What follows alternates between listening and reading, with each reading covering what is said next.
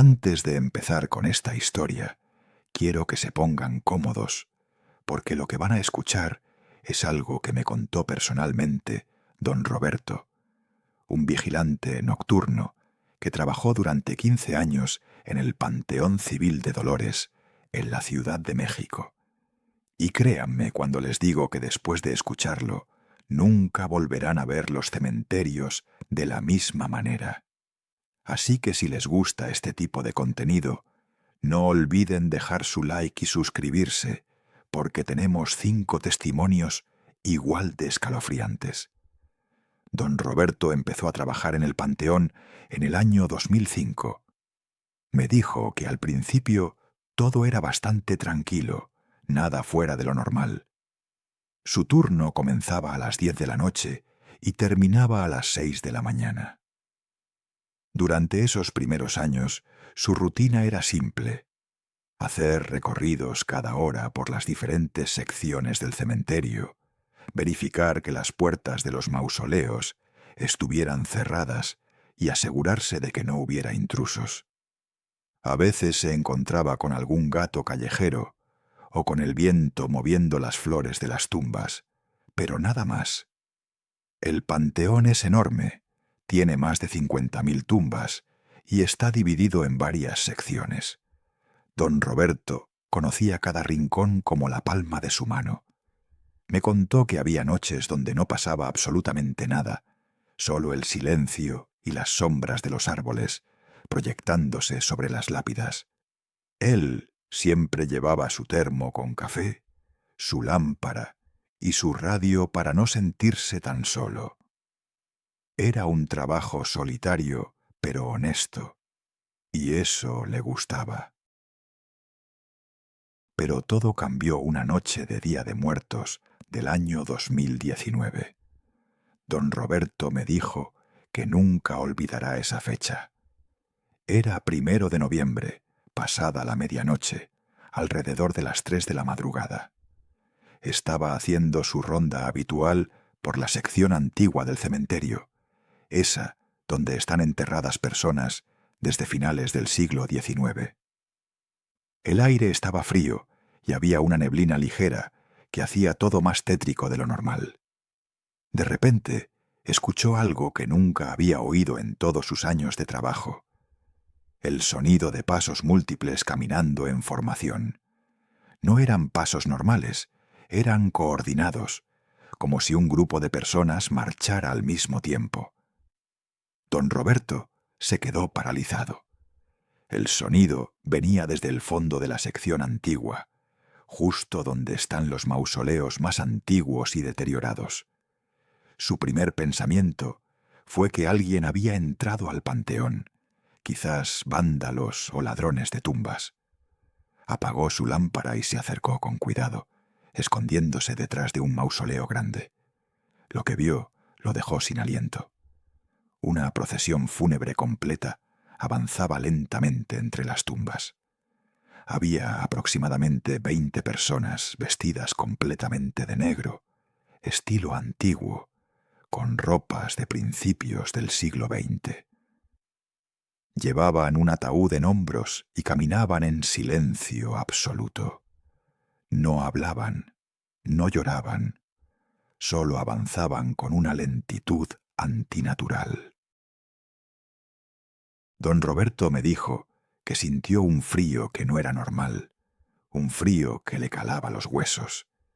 Quiso gritar, quiso correr, pero su cuerpo no le respondía.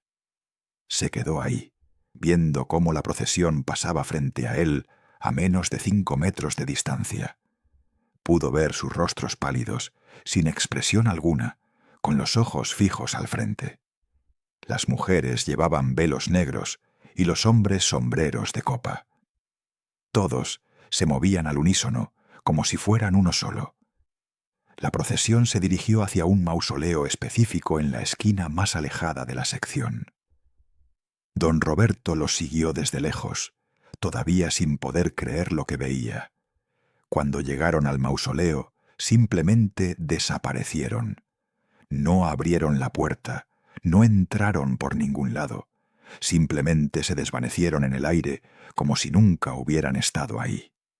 El silencio volvió a ser absoluto. Don Roberto corrió a la caseta de vigilancia, temblando de pies a cabeza. No durmió el resto de la noche. Pensó que quizás había sido una alucinación, que el cansancio le había jugado una mala pasada.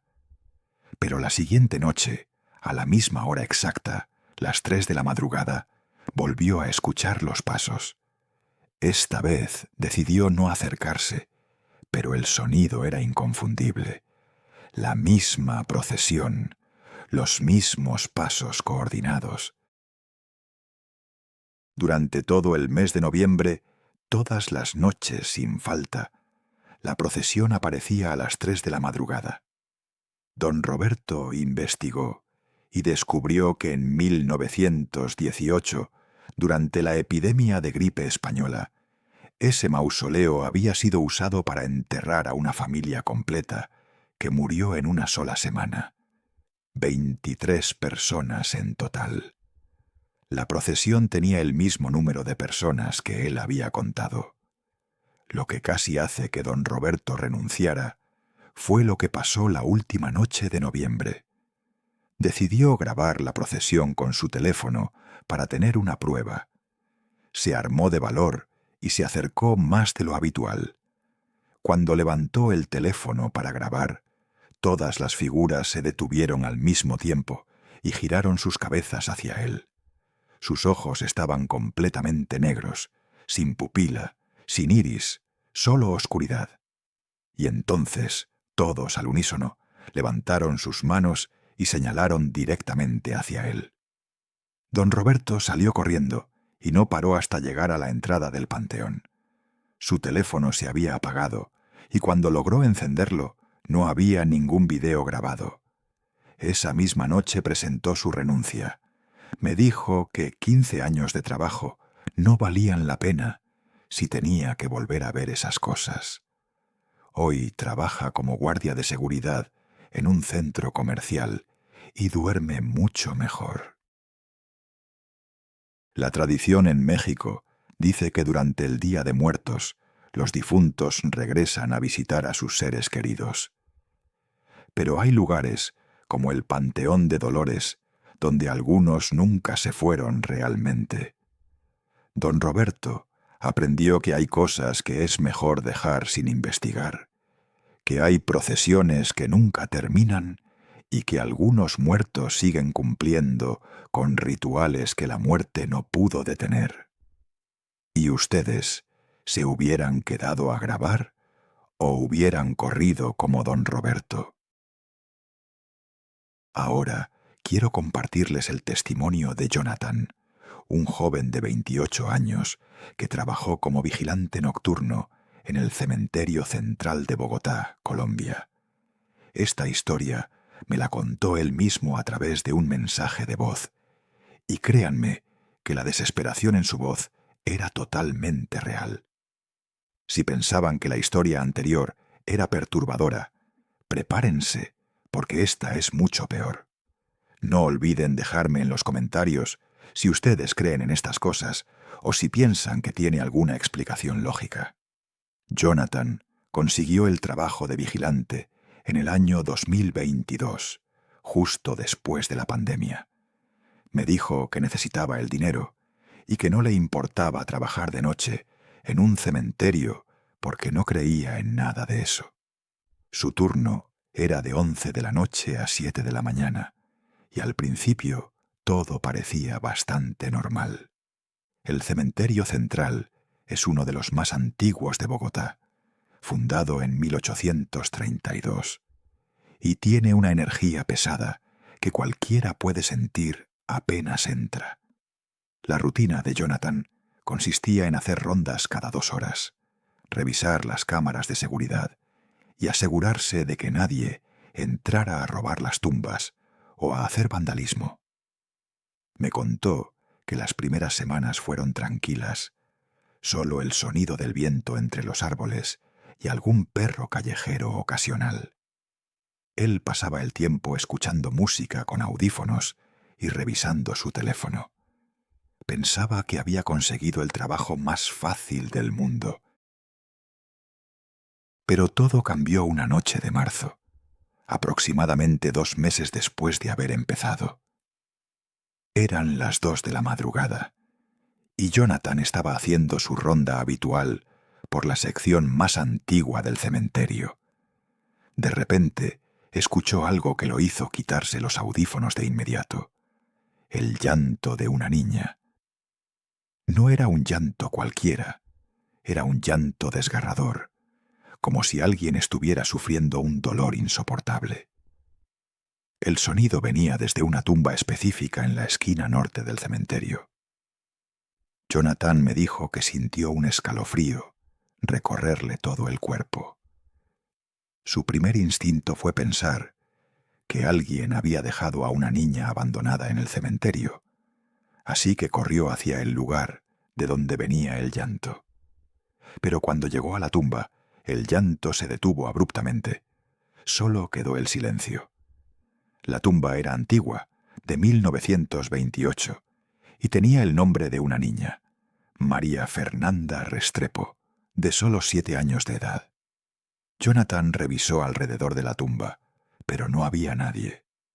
Pensó que quizás había sido su imaginación, o el viento jugándole una mala pasada.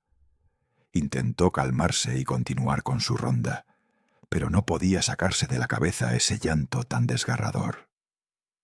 Cuando regresó a la caseta de vigilancia, revisó las cámaras de seguridad de esa zona y no apareció nada fuera de lo normal. Ninguna figura, ningún movimiento, solo las tumbas iluminadas por las pocas luces del cementerio. Pero la siguiente noche, a la misma hora exacta, el llanto volvió. Esta vez Jonathan no dudó y corrió directamente hacia la tumba de María Fernanda. El llanto era aún más fuerte, más desesperado, y ahora venía acompañado de algo más. Rezos. Eran voces de mujeres rezando el rosario, susurrando avemarías con una urgencia que ponía los pelos de punta. Jonathan llegó a la tumba, y el llanto se detuvo otra vez, pero esta vez alcanzó a escuchar una última frase antes del silencio. «Sáquenme de aquí, por favor». Lo que Jonathan hizo a continuación fue buscar información sobre esa tumba. Investigó en los archivos del cementerio y descubrió algo horrible. María Fernanda Restrepo había sido enterrada en 1928, después de caer en coma por una fiebre alta. La medicina de esa época no era tan avanzada y cometían errores terribles. Según algunos registros antiguos que encontró, había rumores de que la niña había sido enterrada viva, que había despertado dentro del ataúd y había arañado la tapa tratando de salir. Los guardias de aquella época reportaron escuchar llantos provenientes de su tumba durante semanas. Desde esa noche, los llantos se volvieron parte de la rutina de Jonathan. Cada madrugada, entre las 2 y las 3, los escuchaba sin falta. A veces eran solo sollozos suaves, otras veces eran gritos desesperados pidiendo ayuda. Los rezos siempre acompañaban el llanto, como si alguien estuviera tratando de consolar a la niña desde el más allá. Jonathan me confesó que dejó de hacer sus rondas por esa sección del cementerio, porque no soportaba escuchar esos sonidos. Lo que casi lo hizo renunciar fue lo que pasó una noche de abril. Jonathan decidió armarse de valor y acercarse a la tumba durante el llanto, esta vez con su teléfono grabando. Quería tener una prueba de que no estaba loco. Cuando llegó a la tumba, el llanto era ensordecedor, como si la niña estuviera justo ahí, a centímetros de él.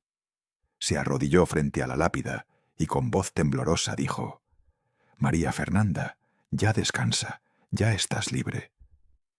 En ese momento, el llanto se detuvo y sintió una mano helada tocar su hombro. Jonathan gritó y cayó hacia atrás, soltando su teléfono. Cuando se levantó temblando, No había nadie detrás de él, pero su hombro tenía una marca de 5 dedos pequeños, como los de una niña, completamente helados al tacto. Corrió hacia la salida del cementerio sin voltear atrás. Su teléfono quedó ahí, y al día siguiente, cuando lo fue a buscar, estaba totalmente descargado, a pesar de que tenía batería completa. Cuando logró encenderlo, el video mostraba solo estática y un audio distorsionado donde se alcanzaba a escuchar: «Gracias».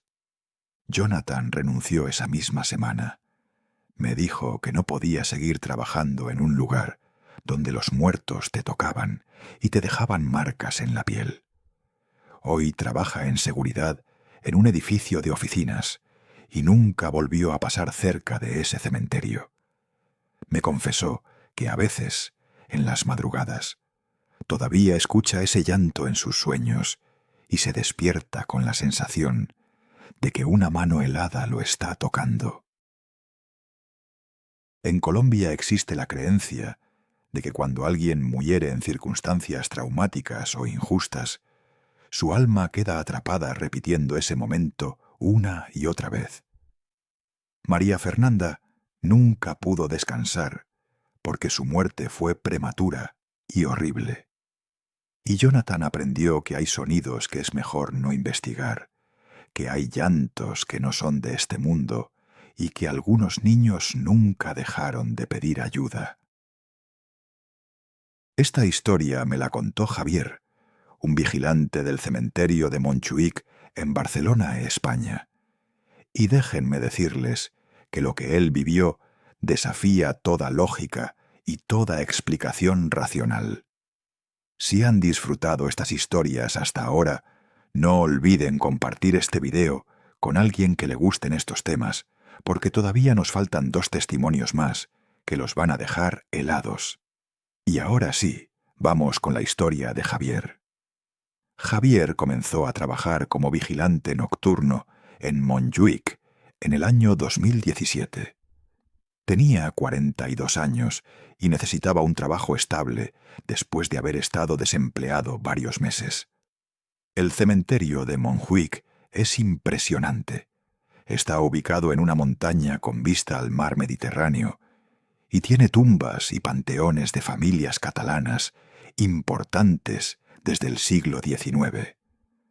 Su turno era de 10 de la noche a 6 de la mañana, y durante los primeros meses todo fue completamente normal.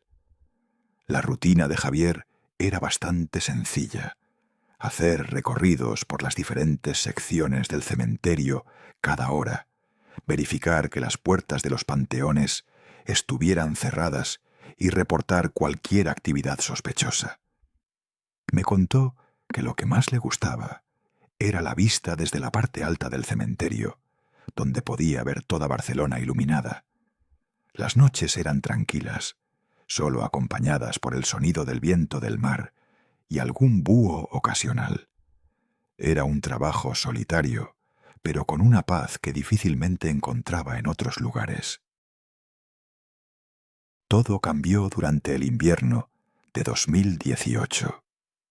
En Barcelona, las lluvias de invierno son intensas y constantes, y el cementerio se vuelve un lugar aún más sombrío, con la neblina que sube desde el mar.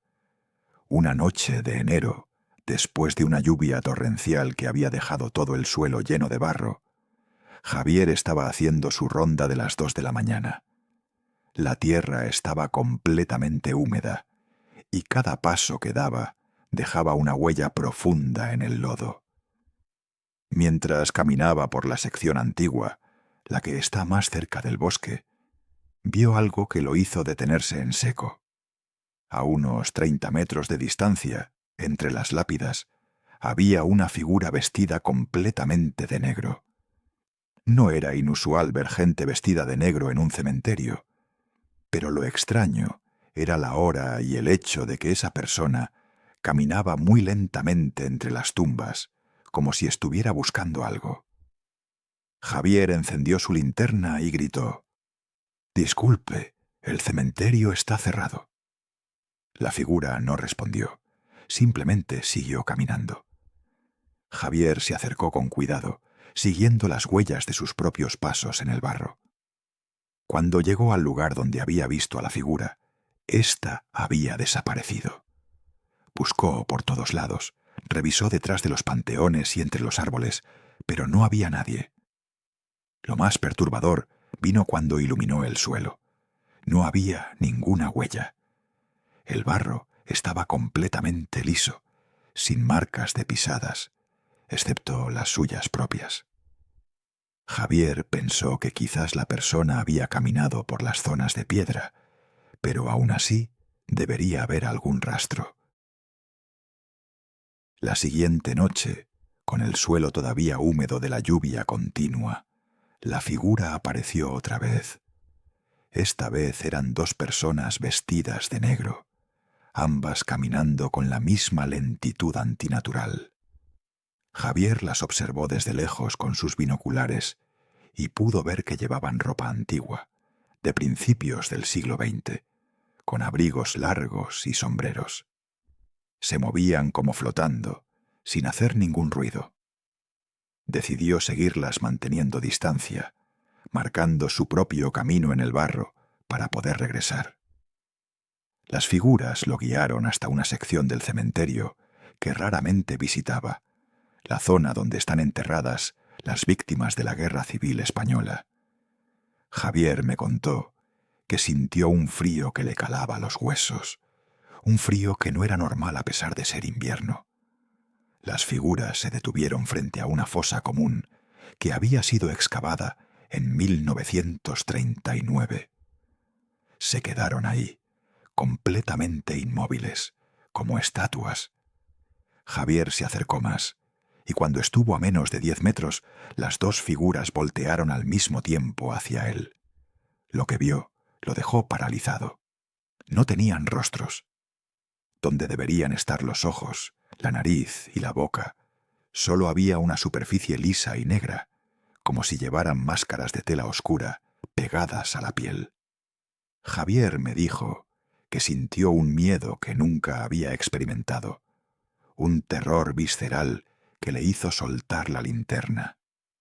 Las figuras comenzaron a caminar hacia él, todavía sin hacer ningún ruido, sin dejar huellas en el barro. Él retrocedió tropezando con su propio miedo.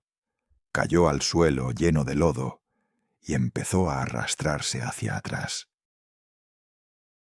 Cuando logró ponerse de pie, corrió sin mirar atrás. Podía sentir que las figuras lo seguían, aunque no escuchaba pasos. Era como si una presencia pesada lo persiguiera.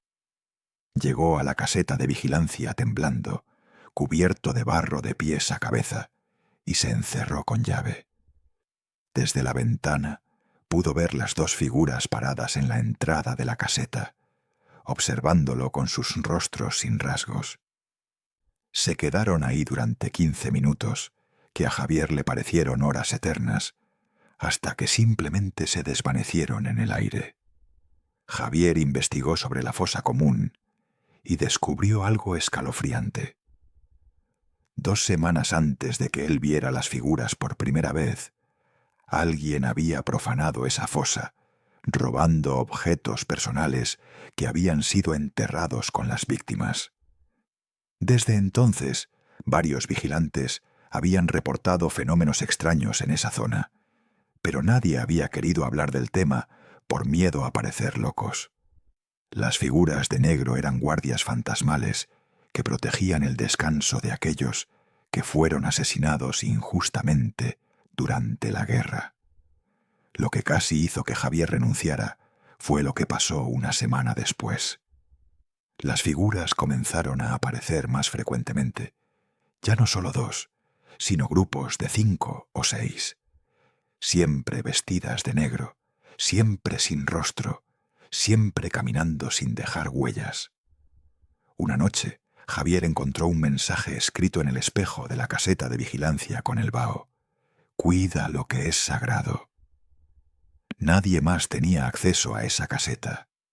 Esa misma noche presentó su renuncia. Hoy Javier trabaja en seguridad en un museo y jura que nunca volverá a trabajar en un cementerio.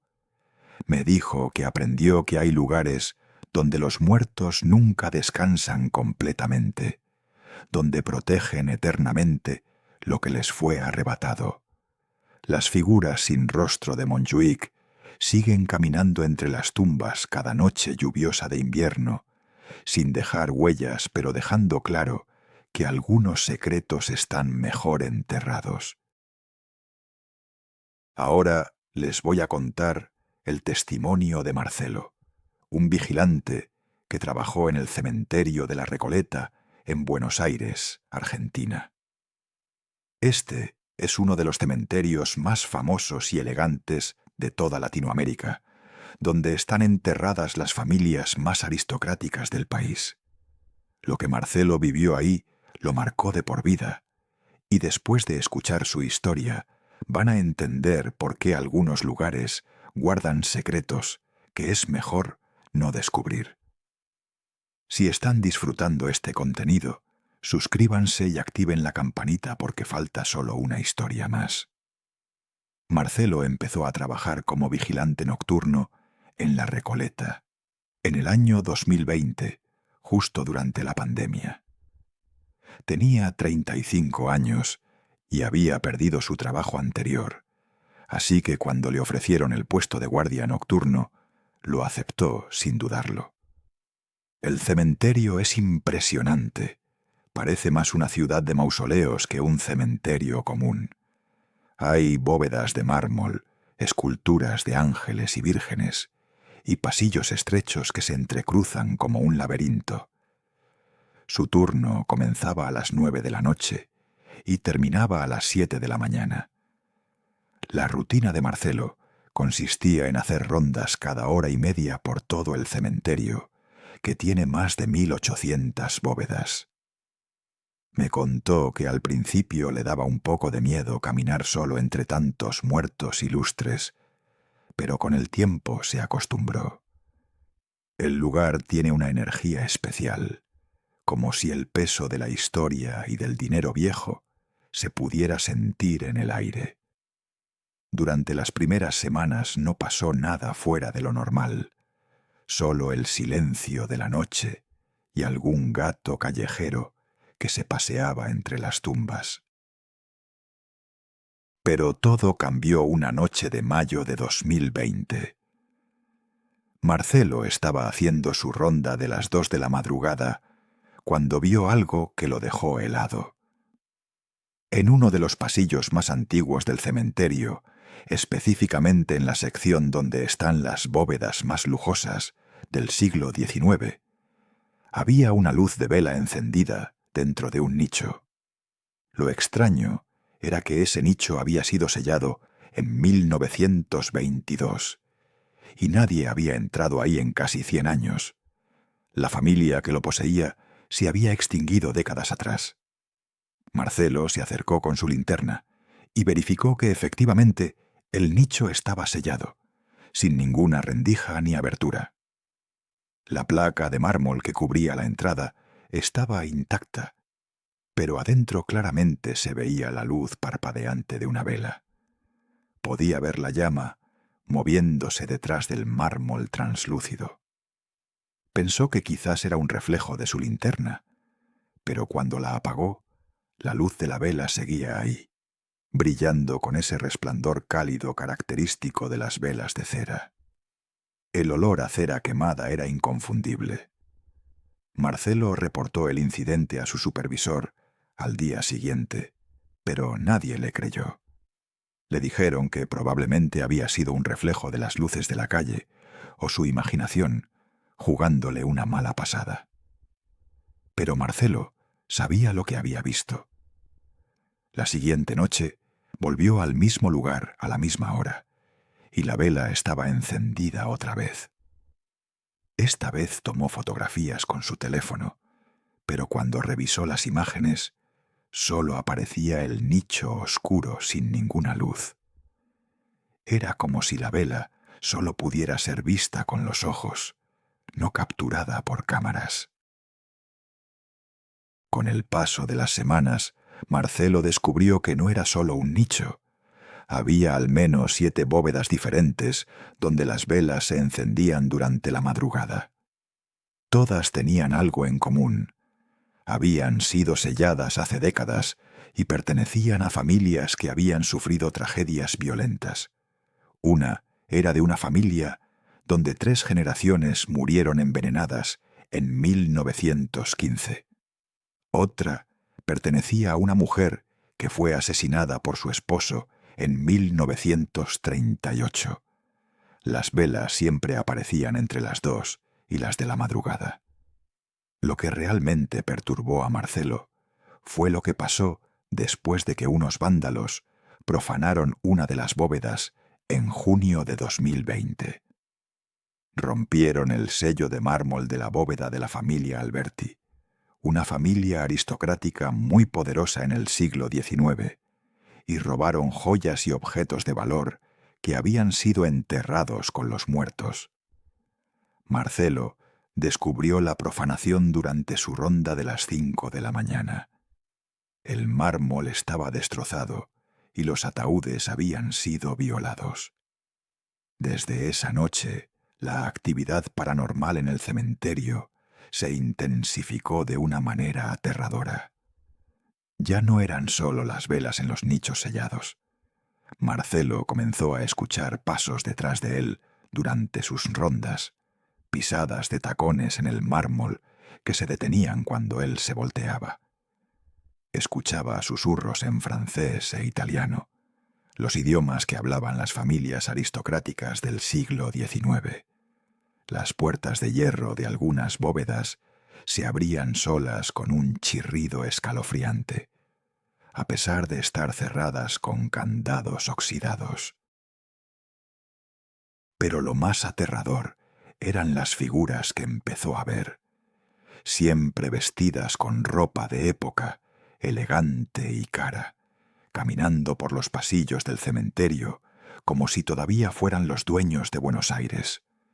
Marcelo me contó que una noche vio a una mujer con un vestido negro de encaje victoriano parada frente a la bóveda profanada de los Alberti.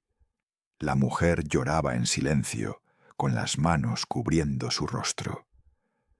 Cuando Marcelo se acercó para preguntarle si necesitaba ayuda, la mujer bajó las manos y le mostró un rostro sin ojos, solo cuencas vacías y negras.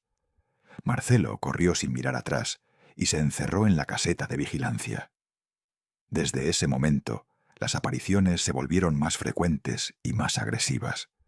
Las figuras ya no solo caminaban, ahora lo seguían, lo observaban desde las esquinas de los mausoleos. Una noche sintió que algo lo empujaba desde atrás cuando estaba cerca de las escaleras, casi haciéndolo caer. Otra noche encontró rasguños en su uniforme que no estaban ahí cuando comenzó su turno. Lo que finalmente hizo que Marcelo renunciara fue el incidente de la bóveda sellada. Una madrugada de julio, todas las velas de los nichos se encendieron al mismo tiempo. Marcelo contó 32 velas ardiendo simultáneamente en bóvedas que llevaban décadas selladas.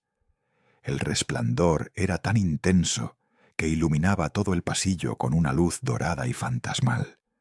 Y entonces escuchó voces, decenas de voces hablando al mismo tiempo, en idiomas antiguos, reclamando, exigiendo justicia por la profanación. Marcelo salió corriendo del cementerio esa noche y nunca volvió. Renunció por mensaje de texto y ni siquiera fue a recoger su último pago. Me dijo que aprendió que hay lugares donde los muertos ricos siguen teniendo poder, donde protegen sus tumbas con una ferocidad que va más allá de la muerte. Las velas eternas de la Recoleta siguen encendiéndose cada madrugada, recordándole a los vivos que algunas cosas son sagradas y que profanar la paz de los muertos tiene consecuencias terribles. Y llegamos a la última historia de esta recopilación.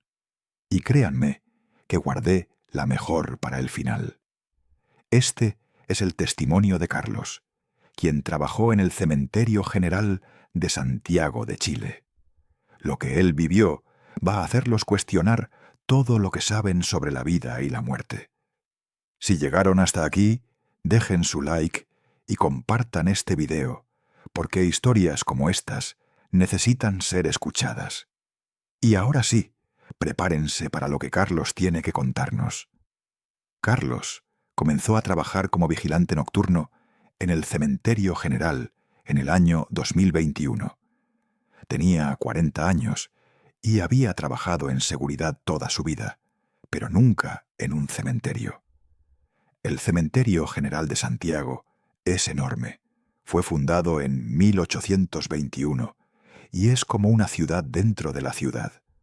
Tiene avenidas, pasajes, monumentos históricos y más de 2 millones de personas enterradas.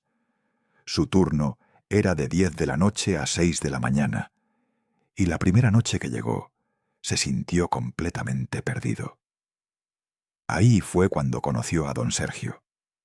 Era un hombre mayor, de unos 70 años, con el uniforme de vigilante impecablemente planchado y una linterna antigua que parecía de otra época. Don Sergio se presentó como el vigilante de la sección antigua del cementerio y le ofreció a Carlos mostrarle las rutas más importantes. Carlos me contó que desde el primer momento sintió una conexión especial con don Sergio. Era como hablar con un abuelo sabio que conocía cada rincón de ese lugar. Su voz era calmada y sus movimientos lentos pero seguros. Durante las siguientes semanas, Carlos y don Sergio compartieron muchos turnos juntos. Don Sergio le enseñó todo sobre el cementerio, dónde estaban las tumbas más antiguas, cuáles eran las rutas más rápidas para hacer las rondas, y cuáles secciones era mejor evitar durante ciertas horas. Le contaba historias sobre las personas enterradas ahí, sobre familias enteras que habían sido sepultadas durante terremotos y epidemias. Carlos se sentía afortunado de tener un compañero tan experimentado que lo guiaba en ese trabajo solitario.